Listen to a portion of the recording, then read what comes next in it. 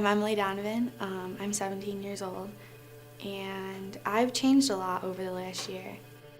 I'm Trina Corcoran. And I'm Tom Corcoran.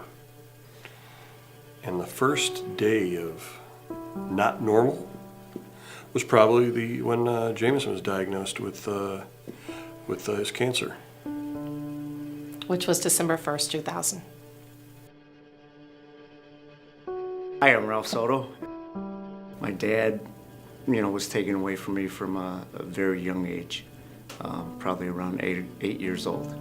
And my memories of him is, not too good, but. I was at a really low place. I started being involved in a lot of partying. My parents never expected that from me. And I would come home a lot and just be like laying in my bed and thinking like, I'm not even having fun, like this isn't what I want. But at the time I didn't think there was anything else.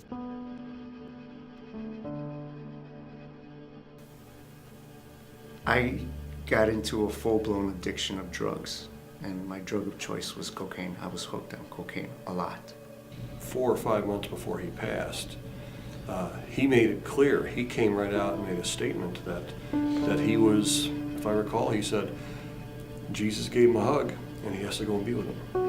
And got dragged to church, and I was kind of just sitting there, my arms folded, like acting like I wasn't impressed at all. And PR, the youth pastor, and my friend Rachel, who I've known for a really long time, came over and they both just started praying over me. And they touched on things that they couldn't have known.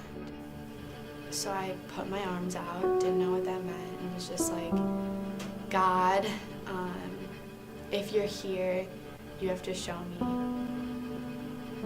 Then the insanity started, where I just didn't care about my family, didn't care about my job, I didn't care about anything. All I cared about was just using drugs.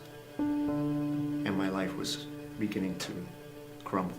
In July of '04, I had nothing. I didn't care about living anymore, so I locked myself up in a room. I cried out to God and asked Him to come and help me. When it all came down to the last minutes, I mean, that room was packed. We had a lot of people in there. And nobody was called. They just showed up. It's a God thing, I know that. We took him off the ventilator. They told us all kinds of horrible things that could happen. He never moved. I remember looking up finally and I was like, okay, God, like, I'll make you a deal. You can have me for the next, I don't know, like 6 months maybe, and I'll go all in, but if there's nothing there, I'm never trying this again. The reason why I went to God is because I knew Him, but I didn't know Him personally. And I look back and it's like little breadcrumbs that God leaves. That's how I kind of look at it. It's like you can look back and see all the little ways that He makes Himself known to you.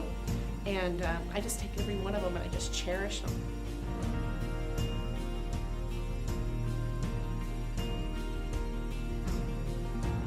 I have risen from where I was, from the life I used to live, to this new life that He has given me now. I always felt God's presence with me all throughout the process of healing, all throughout the process of coming back to my family, coming back to my wife, coming back home. It's so exciting to see God moving in my life, and I'm so excited to see where He takes me. I'm Tom. And I'm Trina. I'm Ralph Soto. I'm Emily Donovan, And I have risen. and I've risen. And we have risen.